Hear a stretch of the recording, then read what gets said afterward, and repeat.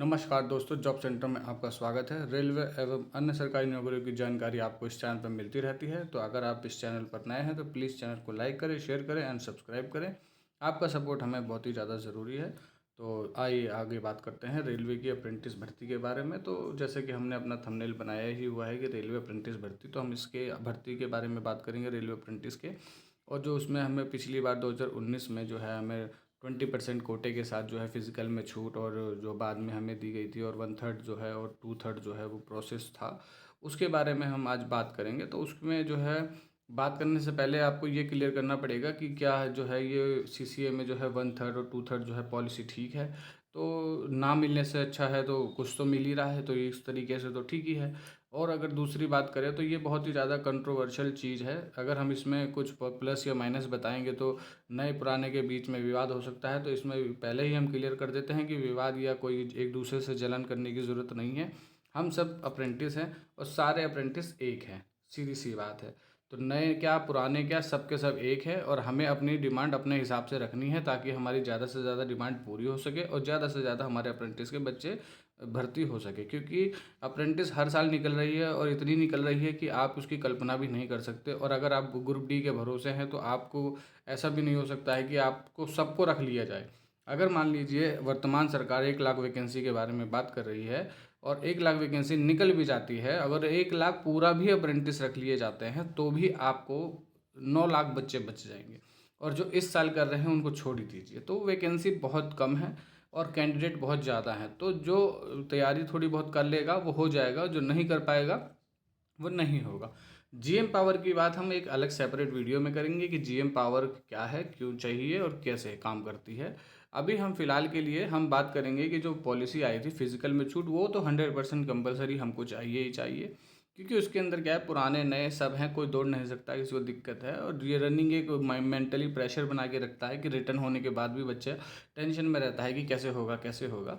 और रनिंग अच्छी खासी है, 4 4 सवा 4 मिनट में 1 किलोमीटर अच्छी खासी है। बिना तैयारी के आप उसको कर नहीं पाएंगे। कोई कोई कर लेगा लेकिन अपवाद है वो। तो आइए हम बात करते हैं कि क्या सीसीए में 1/3 2/3 पॉलिसी ठीक है। तो 1/3 2/3 पॉलिसी को आप समझेंगे तो देखेंगे कि उसमें 1/3 जो है मार्क्स आपके एनएससी के जोड़े जाते हैं और 2/3 आपके सीबीटी के जोड़े जाते हैं, है ना। अब मान लीजिए आपके 60% नंबर हैं एनएससी में, तो उसका 1/3 जोड़ा जाएगा 20 नंबर। 20 नंबर हो गया, यानी 20 नंबर आपको मिल गया। अब 20 नंबर जो है 20 नंबर आपको मिल गया। अब 20 नंबर के बाद जैसे आपके 2/3 वो है, तो अब आपके सीबीटी में आए हैं, मान लीजिए सपोज दैट आ गए हैं 30 नंबर, मान लीजिए।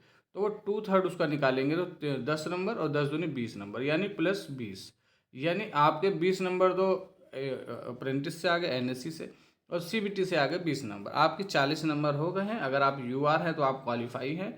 अगर आप SC ST OBC हैं तो भी आप क्वालिफाई हैं, आप उससे 10 नंबर ऊपर है। लेकिन यूआर है तो आप बॉटम लाइन पर हैं। तो कहने का मतलब आप इसको समझ गए होंगे कि 1/3 और 2/3 पॉलिसी क्या है। अब आइए इस पर मेन जो समस्या आ रही है और जिसकी वजह से पुराने आदमी जो है जीएम पावर की मांग कर रहे हैं, उस पे आते हैं। तो जीएम पावर में क्या है कि सीनियरिटी वाइज अपॉइंटमेंट दी जाती है। और उसमें यह है कि आपकी 100% श्योरिटी है कि आप चाहे आज करें चाहे आपने पहले करी हो, आपको जॉब मिल ही जाएगी, लेकिन समय पे मिलेगी। वो हर साल वैकेंसी जो है ज़रूरी नहीं है आए, तो क्या पता 2 में आए 3 में आए। वो धीरे धीरे वैकेंसी जैसी डिमांड होती है उस जोन में उस डिवीज़न में, तो वैसे वो जाता है। तो और जो है जीएम वहाँ का निकाल के अपनी पावर के थ्रू उसको इम्प्लीमेंट करता है। ये कांग्रेस की सरकारों में होता था, अभी वर्तमान की सरकार में ऐसा नहीं हो रहा है। क्योंकि 2016 के बाद से ये पॉलिसी को चेंज करके हमको 20% रिजर्वेशन दे दिया गया, जिसके अंदर आपको ग्रुप डी लेवल 1 की वैकेंसी में 20% आपकी सीट रिजर्व है। अगर आपसे वो भरी नहीं जाती है तो वो जनरल सीटों से भर ली जाएगी, वो कैरी फॉरवर्ड नहीं होगी, यानी कि अगली बार वो आपको नहीं मिलेगी, वो वन टाइम है। अब बात करते हैं 1/3 2/3। तो हमने आपको 1/3 2/3 समझा दिया। अब इसमें समस्या ये आती है कि पुराने टाइम में जो है वो जो है एनएससी का पेपर होता था। एनएससी का पेपर होता था। तो एनएससी का जब पेपर होता था तो उसके अंदर मार्क्स कम आते थे, मिनिमम 60 तो आ ही जाते थे। आईटीआई और जितने भी टेक्निकल कोर्सेज हैं उसमें अगर आप पास भी होते हैं तो आपके 60% से कम मार्क्स आते नहीं है, इम्पॉसिबल है। अगर आप चाहे आईटीआई ले ले, बीटेक ले ले, डिप्लोमा ले ले या फिर एनएससी ले ले, अगर आप इसमें पास हैं तो आपके 60% से कम मार्क्स बनेंगे ही नहीं। ठीक। अब नंबर 2 पे बात करते हैं।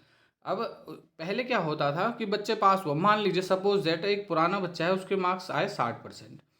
और जो अब के वर्तमान में है उसमें ये बाध्यता, पेपर का बाध्यता हटा दी है। अगर आप जो है आईटीआई पास आउट हैं तो आपको जो है एनएससी का पेपर नहीं देना पड़ेगा, यानी कि आप एनएससी का पेपर नहीं देंगे, आपको आईटीआई के आधार पे ही मतलब पास कर दिया जाएगा कि आप आईटीआई में पास थे, आपने एक साल ट्रेनिंग करी, ट्रेनिंग के बाद आपका जो है नंबर वहीं बीटीसी में दे दिया जाएगा, यानी कि जहाँ से आप कर रहे हैं अप्रेंटिस वहीं से जो है वर्कशॉप या जो भी इस्टेब्लिशमेंट होगा, डिवीज़न होगा, वो आपको मार्क्स दे देगा और आप पास हो जाएंगे। तो क्या है कि कोई भी डिवीज़न मार्क्स आप आदमी इतना हो जाता है कि साल भर काम करता है तो वो उसको कोई नुकसान ही नहीं है नंबर देने में।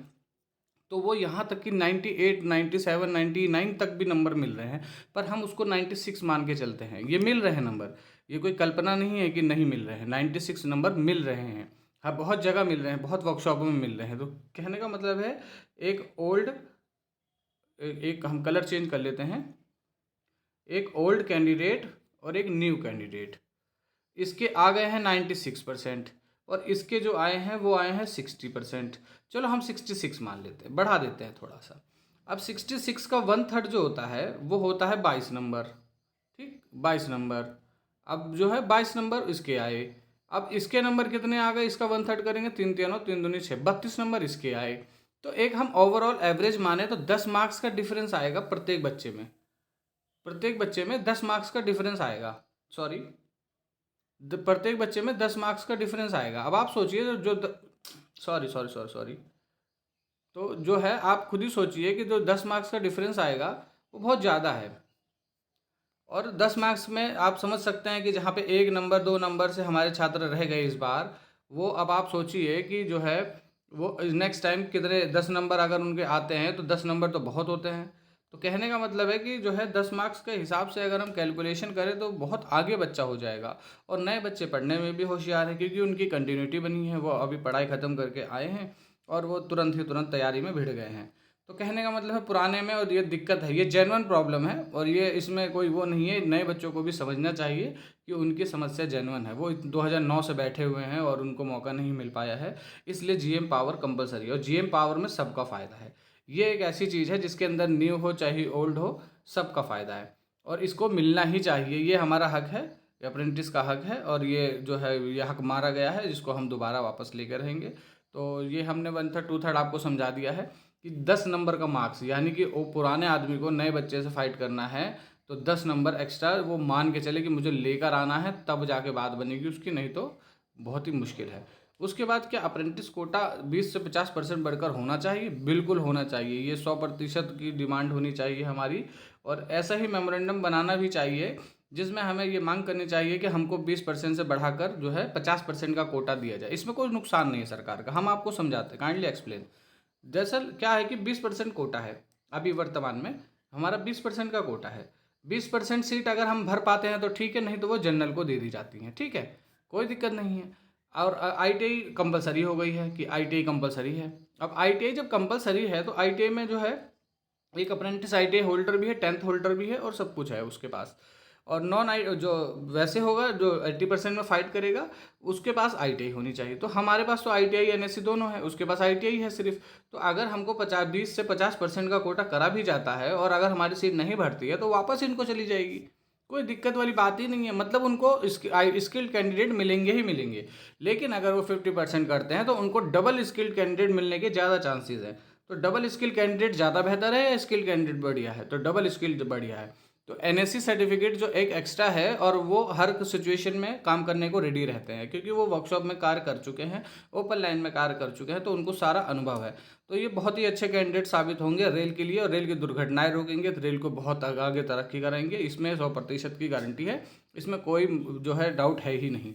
तो कोटा जो है वो 20 से 50% बढ़ना चाहिए, ये मांग हमें बहुत ज़ोर से उठानी चाहिए। समय बहुत कम है, समय बहुत कम है, जो भी हमारी डिमांड है उसे हम जल्दी से जल्दी पहुंचाएं यूनियन पे, यूनियन के माध्यम से वो सरकार पे जाएगी और सरकार उस पर जल्दी से एक्शन ले क्योंकि वैकेंसी निकलने के बाद कोई परिवर्तन नहीं होगा, हो भी गया तो इतना मेजर परिवर्तन नहीं होगा क्योंकि जो है अगर हम 20 से 50 करेंगे तो जनरल कैंडिडेट जो फाइट कर रहे हैं आईटीआई वाले, वो जो अप्रेंटिस नहीं कर रखी है वो बहुत बवाल कर देंगे। तो जिस वजह से ये अभी नोटिफिकेशन से पहले निकलना चाहिए जिससे सरकार को ये समझने का मौका मिल जाए और वो अपनी पॉलिसी बना के उसको इम्प्लीमेंट कर सके।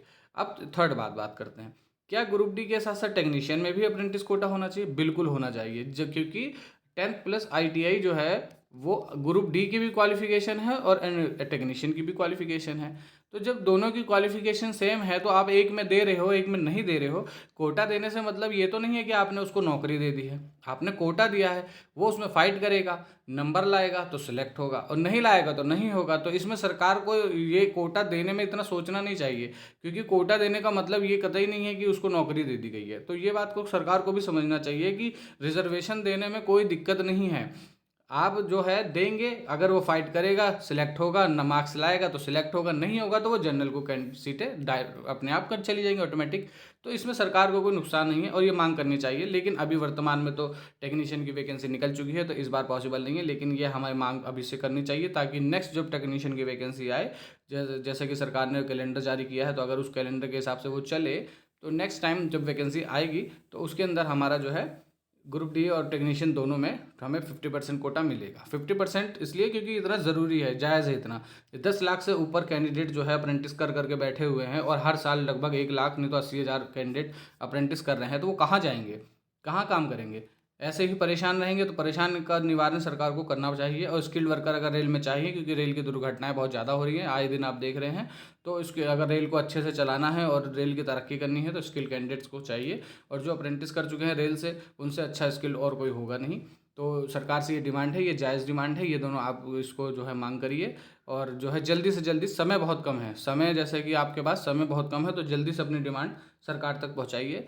और आई होप सो सब कुछ अच्छा ही होगा। तो 20% से 50% होना ही चाहिए, इसी वैकेंसी में होना चाहिए। आप सरकार के पास इसका मेमोरेंडम पहुंचाइए। ग्रुप डी में 50% होगी तो आप लगभग 1 लाख वैकेंसी अगर निकली तो आपको 50,000 वैकेंसी आपकी होगी। और उसमें आप फाइट करेंगे पूरा ऑल ओवर इंडिया में, तो यकीनन 50,000 बच्चे जरूर सेलेक्ट होंगे, एक भी वैकेंसी हमारी खाली नहीं जाएगी। आशा करते हैं आप इस बात को समझे होंगे। और हमारे चैनल को अगर नए हैं तो प्लीज़ चैनल को सपोर्ट करिए। आपके सपोर्ट की बहुत ज़्यादा ज़रूरत है। आप हैं तो हम हैं, नहीं तो हम कुछ नहीं हैं। तो थैंक यू। अब तैयारी करते रहिए। Best of luck.